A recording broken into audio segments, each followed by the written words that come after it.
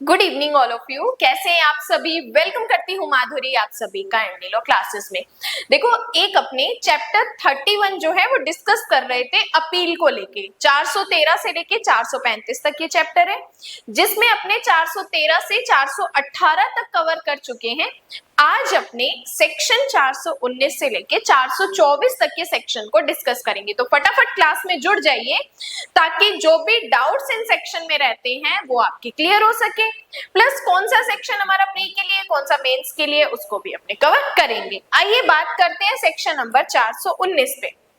419 कहता है दोष मुक्ति की दशा में अपील। देखो, दोष सिद्धि की अपील हम पढ़ चुके हैं कि जब भी आपको कन्विक्ट किया जाता है तो आप उसकी अपील कहां पर कैसे करोगे।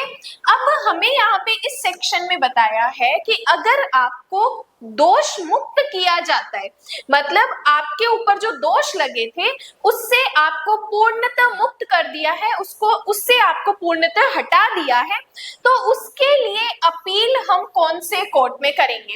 अब देखो, इस सेक्शन का कंप्लीट मैं आपको सिंपल ये जिस्ट बताऊं कि दोष मुक्ति की अपील हम कहां कर सकते हैं। तो देखो, जनरली जिस कोर्ट की जहां अपील होती है वही करेंगे।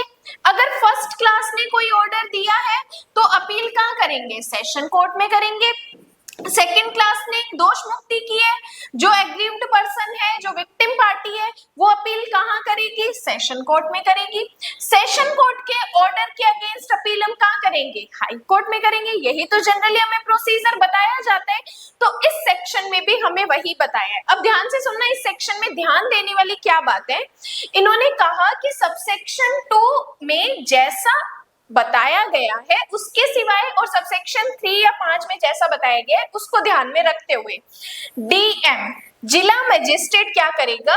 किसी भी मैटर में पीपी को जब कॉग्निजेबल और नॉन बेलेबल ऑफेंस के संबंध में मजिस्ट्रेट द्वारा पारित दोष मुक्त के आदेश के खिलाफ सेशन कोर्ट में अपील पेश करने का डायरेक्शन दे सकता है। मतलब डीएम यहाँ पे ऑर्डर दे रहा है, किसको दे रहा है?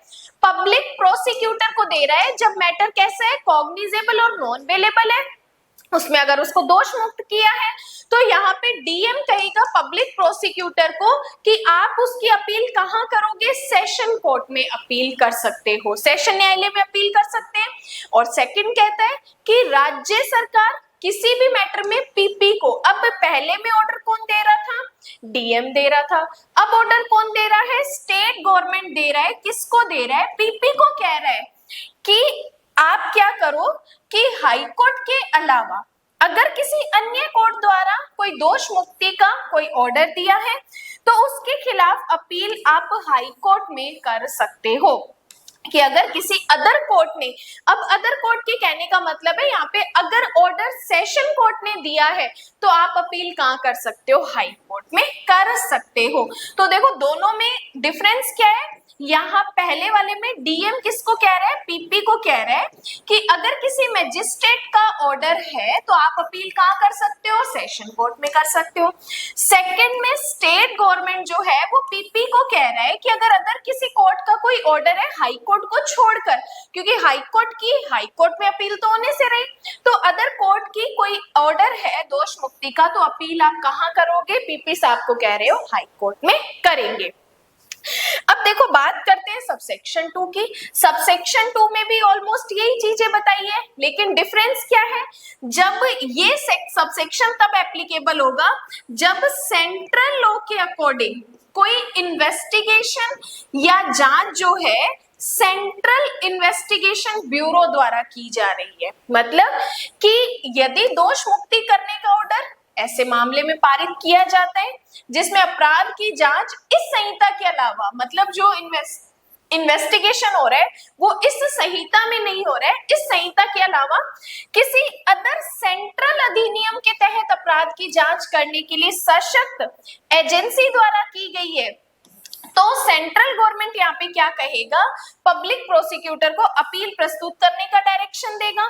और अगर ऑफेंस कॉग्निजेबल और नॉन बेलेबल है, और मजिस्ट्रेट द्वारा पारित दोष मुक्ति का ऑर्डर है, तो अपील कहाँ करेंगे? सेशन कोर्ट में करेंगे। अगर इसको ना भी पढ़े तो भी जनरल रूल हमें पता है, अपील कहाँ होती है? सेशन कोर्ट में होती है। और सेकंड कहता है कि हाई कोर्ट के अलावा किसी अदर कोर्ट ने कोई पारित किया है कोई आदेश, तो वहां पर हम दोष मुक्ति का आदेश जो अपील है तो कहाँ कर सकते हैं? हाई कोर्ट को कर सकते हैं। तो यहाँ पर भी हमें वही चीजें बताइए कि दोष मुक्ति का अगर कोई ऑर्डर है तो उसके अगेंस्ट अपील हम कहाँ करेंगे? सबसेक्शन 1 कहता है इस संहिता में अगर किसी ने इन्वेस्टिगेशन किया है तो इस संहिता के अकॉर्डिंग।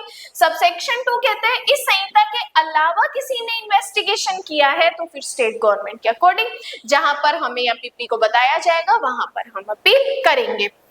देन आ जाओ सबसेक्शन 3। सबसेक्शन 3 कहता है कि अगर आपको हाई कोर्ट में अपील करनी है तो हाई कोर्ट में अपील करने से पहले आपको एक स्पेशल परमिशन लेनी पड़ेगी।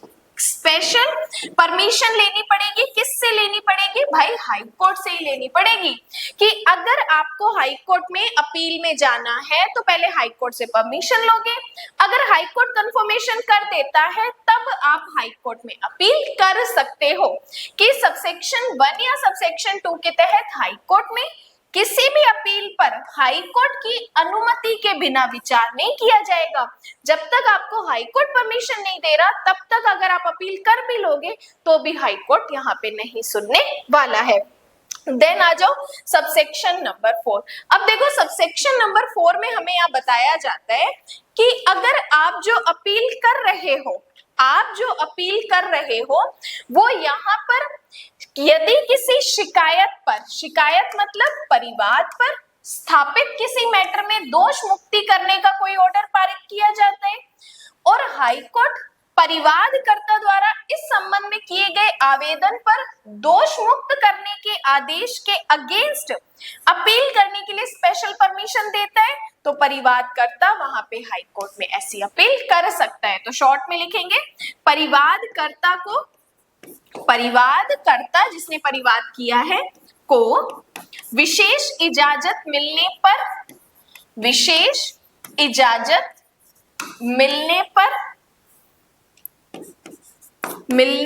पर हाई कोर्ट में अपील कर सकेगा।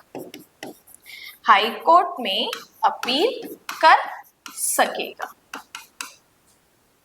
हाई कोर्ट में अपील कर सकेगा। अब आ जाओ सबसेक्शन नंबर 5। स्टार करो, यहां से हमारा एक प्री का क्वेश्चन भी मिलता है कि जब दोष मुक्ति के आदेश से अपील करने के लिए विशेष अनुमति देने के लिए सबसेक्शन 4 के तहत कोई आवेदन 6 माह की समाप्ति के बाद, जब शिकायतकर्ता एक लोक सेवक है और 60 दिन की समाप्ति के बाद हाई कोर्ट द्वारा विचार नहीं किया जाएगा। जब आपको परमिशन मिल जाती है कि आप हाई कोर्ट में अपील कर सकते हो और आप एक पब्लिक सर्वेंट हो तो 6 महीने के अंदर आपको अपील करनी पड़ेगी और अगर आप एक प्राइवेट पर्सन हो तो आपको 60 दिन के अंदर अपील प्रस्तुत करनी पड़ेगी। कब?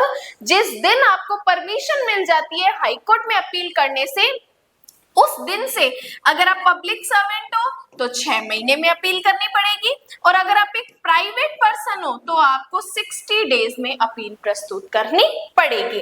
देन आ जाओ सबसेक्शन नंबर 6 में। यदि किसी मैटर में दोष मुक्ति के आदेश से अपील करने के लिए स्पेशल परमिशन देने के लिए सबसेक्शन 4 के तहत नामंजूर कर दिया जाता है तो दोष मुक्ति के खिलाफ कोई भी अपील सबसेक्शन 1 के तहत नहीं की जाएगी या सबसेक्शन 2 में नहीं की जाएगी। कि अगर आपको हाई कोर्ट ने विशेष इजाजत से मना कर दिया, मतलब आपको हाई कोर्ट ने परमिशन नहीं दी अपील करने की, तो यहाँ पर अब आप सबसेक्शन 1 और सबसेक्शन 2 के तहत कहीं पर भी कोई अपील नहीं कर सकते हो, क्योंकि अगर हाई कोर्ट यहाँ पे मना कर देगा, परमिशन नहीं देगा, तो अब इसकी कोई अपील नहीं होगी। तो 6 की 6 सबसेक्शन हमारे लिए वेरी इंपॉर्टेंट है। दोष मुक्ति और दोष सिद्धि से अपील का, इन दोनों को मिला के हमारा मेंस का क्वेश्चन बनता है। अब आ जाओ 420। कुछ मामलों में हाई कोर्ट द्वारा दोष सिद्ध किए जाने के विरुद्ध अपील। अब देखो यहाँ पे कि जब हाई कोर्ट ने अगर अपील में किसी आरोपी व्यक्ति को बरी करने के आदेश को उलट दिया है और उसे दोषी ठहराया है, और उसे डेथ की या लाइफ इम्प्रिजनमेंट या 10 ईयर या उससे अबव की पनिशमेंट दे दी है, तो अब आप अपील पता है कहां कर सकते हो? सुप्रीम कोर्ट में कर सकते हो। क्या हुआ, ध्यान से सुनना, इस सेक्शन में क्या हुआ? एग्जाम्पल, सेशन कोर्ट ने एक ऑर्डर दिया एक्यूज्ड के अगेंस्ट, एक्यूज्ड भागा भागा गया अपील में हाई कोर्ट के पास। अपील में हाई कोर्ट ने क्या किया? ऑर्डर को पलटते हुए एक्यूज्ड को डेथ पनिशमेंट दे दी या लाइफ इम्प्रिजनमेंट दे दी या 10 ईयर से अबव की पनिशमेंट दे दी। तो अब यहाँ पे इस हाई कोर्ट के ऑर्डर के अगेंस्ट अपील आप कहां कर सकते हो? सुप्रीम कोर्ट में कर सकते हो। कहां कर सकते हैं? सुप्रीम कोर्ट में कर सकते हैं। स्टार करो प्री और इंटरव्यू का क्वेश्चन, ठीक है। देन आ जाओ, कुछ मामलों में अपील करने का विशेष अधिकार है। सिर्फ टाइटल पॉइंट ऑफ व्यू से याद रख लो कि हमारे पास अपील करने का विशेष अधिकार कौन से सेक्शन में है? तो सेक्शन 421 में है। अब आ जाओ सेक्शन नंबर 422। सेशन कोर्ट में की गई अपील कैसे सुनी जाएगी? अब जब इन्होंने कहा कि अगर आप सेशन कोर्ट में कोई अपील कर रहे हो तो उस सेशन कोर्ट की अपील को हम कैसे सुनेंगे? इंपॉर्टेंट क्वेश्चन है, स्टार करेंगे, मेंस का भी क्वेश्चन आता है इसमें से। देखो यहाँ पे प्री और मेंस दोनों के क्वेश्चन है, ध्यान से सुनते जाना। जिस हिसाब से हमें प्रोसीजर बताया हुआ है उसी अकॉर्डिंग हमें चीजें देखनी है कि सबसेक्शन 2 के प्रावधानों के अधीन सेशन कोर्ट के में अपील की सुनवाई सेशन या एडिशनल सेशन कोर्ट द्वारा की जाएगी। मतलब अगर आपको सेशन कोर्ट में अपील करनी है तो सेशन कोर्ट में जो आप अपील कर रहे हो वो या तो खुद सेशन कोर्ट भी सुन सकता है या फिर उसका एडिशनल सेशन कोर्ट भी सुन सकता है। मतलब जरूरी नहीं है कि सेशन कोर्ट में की गई अपील सेशन कोर्ट खुद ही सुने, वो अपनी इस अपील को एडिशनल सेशन कोर्ट के पास भी भेज सकता है। देन परंतु कहते हैं कि अगर सेकंड क्लास मजिस्ट्रेट द्वारा किसी ट्रायल में दोष सिद्धि के खिलाफ अपील की सुनवाई और निपटान सीजेएम द्वारा की जा सकती है। अब ये कहता है कि अगर सेकंड क्लास जुडिशियल मजिस्ट्रेट ने कोई ऑर्डर दिया है तो उस ऑर्डर की अपील सीजेएम के पास की जा सकती है, लेकिन इस सीजेएम के पास अपील तब होगी जब हमें सेशन कोर्ट परमिशन देता है। अगर सेशन कोर्ट बोलता है कि इस मैटर में अपील सीजेएम सुनेगा, तब वहां पे चीफ जुडिशियल मजिस्ट्रेट क्या करेगा? अपील को सुनेगा। देन आ जाओ सबसेक्शन 2 पे कि एक एडिशनल सेशन कोर्ट या सीजेएम केवल ऐसी अपीलों की सुनवाई करेंगे जो कि सेशन कोर्ट या हाई कोर्ट द्वारा स्पेशल ऑर्डर दिए जाने पर। मतलब कि एडिशनल सेशन कोर्ट या सीजेएम अपनी मर्जी से अपील को नहीं सुनेंगे, उनकी कोई डिस्क्रिशनरी पावर नहीं है कि ये अपील सुनेंगे।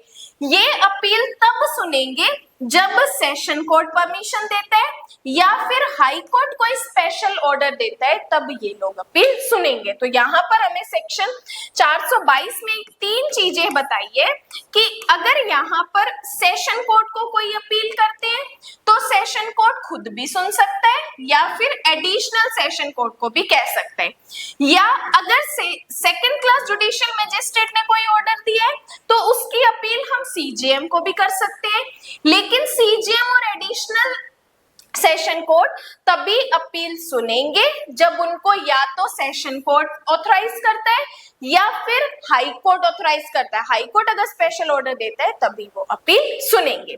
देन आ जाइए नेक्स्ट सेक्शन 423 अपील की अर्जी। देखो 2 चीजें ध्यान रखनी है कि जब हम अपील के लिए कोई अर्जी या एप्लीकेशन दे रहे हैं तो 2 चीजें क्या ध्यान रखनी है। पहला कि वो रिटन फॉर्म में होनी चाहिए, वो लिखित में होनी चाहिए। एंड सेकंड, जब आप अपील कर रहे हो तो जजमेंट की कॉपी आपको लगानी पड़ेगी। जजमेंट की कॉपी और प्लस रिटन फॉर्म में अपील प्रस्तुत की जाएगी। तो इन्होंने कहा अपील की अर्जी कैसे होगी? प्रत्येक अपील अपीलकर्ता या उसके वकील द्वारा प्रस्तुत लिखित याचिका के रूप में की जाएगी और ऐसी प्रत्येक याचिका जजमेंट या ऑर्डर की एक कॉपी के साथ होगी। तो दो चीजें ध्यान रखनी है, अपील हमेशा रिटन फॉर्म में होती है, एंड सेकंड अपील जब भी करेंगे तो उसके साथ जजमेंट की कॉपी जरूर लगानी होती है। देन आएंगे सेक्शन नंबर 424। जब अभिलार्थी या अपीलार्थी जेल में है तब प्रक्रिया, मतलब जिस एक्यूज्ड के अगेंस्ट ट्रायल कोर्ट ने कोई ऑर्डर दिया है उसको तो जेल भेज दिया, अब जेल में जो एक्यूज्ड है उसको भी तो अपील करने का अधिकार है, वो भी तो अपने ऑर्डर के अगेंस्ट अपील कर सकता है, तो वो खुद तो जेल में है, तो अपील किसके माध्यम से की जाएगी, तो एरो करके लिखेंगे, तब अपील जेल के भार साधक अधिकारी द्वारा, जेल के भार साधक अधिकारी द्वारा प्रस्तुत की जाएगी, अधिकारी द्वारा प्रस्तुत की जाएगी, जेल के भार साधक अधिकारी द्वारा प्रस्तुत की जाएगी। यदि अपील करने वाला जेल में है तो वह अपनी अपील और याचिका और उसकी कॉपी, अंडरलाइन करेंगे, जेल के प्रभारी अधिकारी को प्रस्तुत कर सकता है और ऐसी याचिका और प्रतियां उचित अपील न्यायालय को भेज देगा। तो जिस जेल के भार साधक अधिकारी को हम अपील की कॉपी ये सब दे रहे हैं, वो जेल का भार साधक अधिकारी अपीलेट कोर्ट में उन चीजों को प्रस्तुत कर देगा। तो स्टार करो, 424 भी हमारा मेंस का क्वेश्चन है। तो 419 हमने पढ़ा कि दोष मुक्ति से अपील के लिए, उसके बाद 420, 421, 422 ये हमारे प्री पॉइंट ऑफ व्यू के हैं, 423 भी हमारा प्री पॉइंट ऑफ व्यू का है, 424 भी हमारा प्री पॉइंट ऑफ व्यू का अच्छा क्वेश्चन बनाते हैं। इसके बाद नेक्स्ट सेक्शन 425 हम नेक्स्ट क्लास में डिस्कस करेंगे। जिस तरीके से मैं आपको शॉर्ट में बता रही हूँ उस तरीके से आप अपने शॉर्ट नोट्स भी प्रिपेयर करते जाओ। उसके अलावा अपनी 59 रुपीज में बीएसए की लाइव क्लास चल रही है, 6 बजे हम इसकी लाइव क्लास करते हैं जिसमें हम डेली बीएसए पढ़ते हैं, और जो क्लासेस हो चुकी है वहां पे उसका रिकॉर्डेड सेशन भी अवेलेबल है। इसी 59 रुपीज को आप ज्वाइन करते हो तो नॉट ओनली आपको बीएसए की क्लास मिलती है, बीएनएसएस के एमसीक्यूज के भी कुछ 20 लेक्चर्स मिलते हैं, बीएनएस के 20 लेक्चर आपको मिलते हैं, बीएनएसएस के तकरीबन 10 लेक्चर आपको मिलते हैं, और कुछ मेंस की आंसर राइटिंग भी आपको वहां पे मिल जाएगी। तो इतना कुछ आपको सिर्फ 59 रुपीज की मेंबरशिप में मिल रहा है। तो डिस्क्रिप्शन में एक लिंक होगा मेंबरशिप का, उससे आप मेंबरशिप ज्वाइन कीजिए, और व्हाट्सएप ग्रुप में ऐड हो सकते हैं, उसका भी नंबर आपको डिस्क्रिप्शन में मिल जाएगा, ताकि जितनी भी मेंबर्स के लिए कुछ एक्स्ट्रा चीजें क्लासेस के लिंक होते हैं वो उस ग्रुप में टाइम टू टाइम अपडेट कर दिए जाते हैं। बाकी क्लास अगर अच्छी लगी है तो फटाफट लाइक कर दो, बाकी अपने मिलते हैं नेक्स्ट क्लास में। आज के लिए धन्यवाद।